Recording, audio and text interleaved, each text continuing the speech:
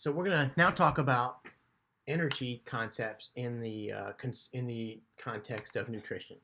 So a graphic that your book has is here, shows you that there's a certain amount of energy we can appreciate with any particular activity, right? So the learning goal for this section is to use the energy values to calculate kilocalories or kilojoules for a food. So basically, we're going to be doing some conversions, okay? So first of all, calorimeters need to be introduced. A calorimeter is an apparatus that's used to measure heat transfer. It's used to measure exactly how much energy we have, oftentimes in a particular food. All right, so a calorimeter consists of a steel container. We've got a picture coming up in just a second. Consists of a steel container filled with oxygen and a measured amount of water. It indicates the heat gained by the water. The heat gained by the water is the same as the heat lost by the sample during combustion. And in a calorimeter, the burning of a food sample increases the temperature of the water, of course, right? Because we're burning something. And then we increase the temperature of the water, which is used to calculate the energy of the food. So here's the picture of the apparatus. This is in your textbook. And what you have, here's this whole thing is a calorimeter. You've got water out here. You've got a sample of food in here, right? This is a steel casing. And you burn it, right? So you have oxygen in there and food, and then you ignite it. Here's your ignition wires, okay? You ignite it, you burn it, and then the burning makes the water heat up. So when the water heats up, and here's the thermometer, we can tell how much the water heats up with the thermometer. And depending on how much the water heats up, that lets us know how much energy was let off, okay? So let's look at a label for a particular food item. So on food labels, energy shown in the nutrition calorie, where calorie is given for 1,000 calories. 1 capital calories is 1,000 lowercase calories, okay? And it's really 1 kilocalorie.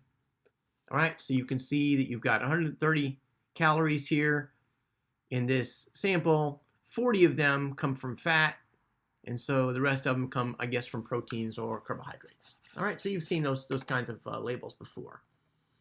Now, it's also, I think, interesting to see that calories that come from carbohydrates, right, there's fewer calories per gram. So if you have 1 gram of carbohydrates, you can only get 4 kilocalories out of it. But if you have 1 gram, right, this is kilocalories per gram. So if you have 1 gram of fat, you can get 9 kilocalories out of it, right? Or 1 gram of protein, you can get 4 kilocalories, right, for every gram. So it turns out that proteins and carbohydrates and fats give you a different amount of energy per gram. So another table from your book.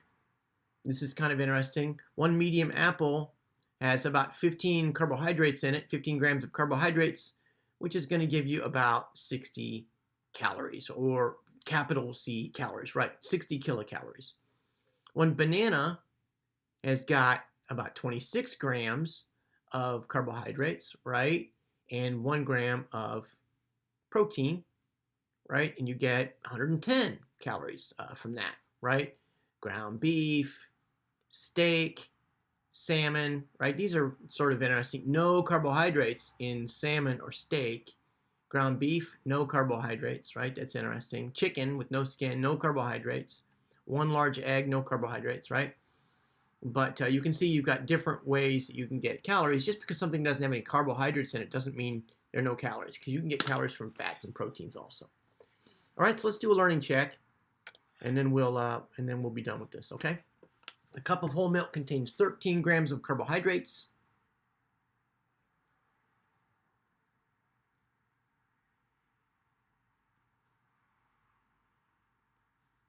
Nine grams of fat,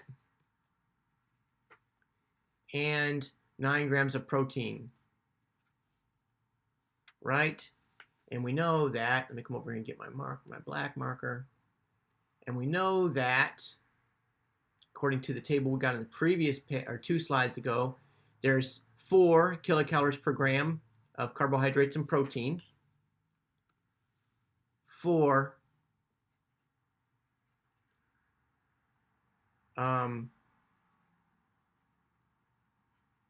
energy per gram, right, is 4 kilocalories per gram, and it was 9 of fats. Remember that? Look at this. 9 is right here.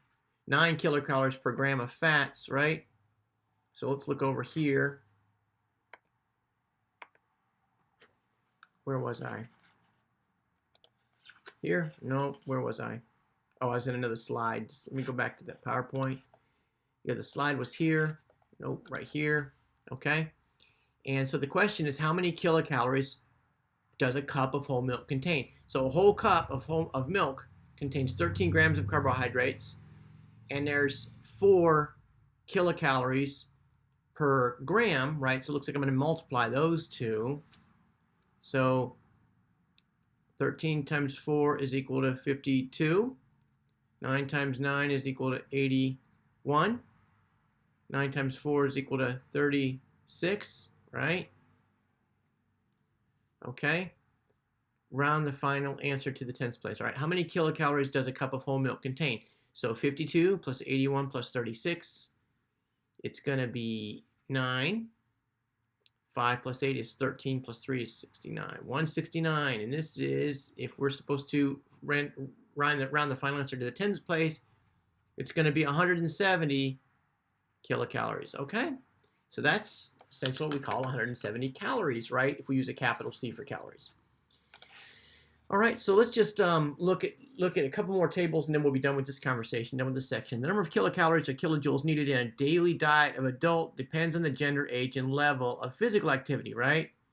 So I'm right here. I'm 51 years old. I'm a male, 51 years old, and moderately active.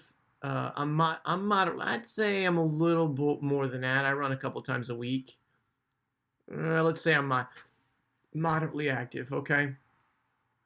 Moderately active, that means I need 2,500 calories, because again, kilocalories is like capital C, right? I need 2,500 calories a day if I'm going to maintain my current weight, right? Now, a person loses weight when the food intake is less than energy output. So if I burn 3,000 calories a day, then I'm going to be losing weight, right? All right, so this is kind of interesting graphics. These are in your table if you want to go back to them. It's table 3.9 and table 3.10. They're in your textbook that's online. All right, hope that's helpful.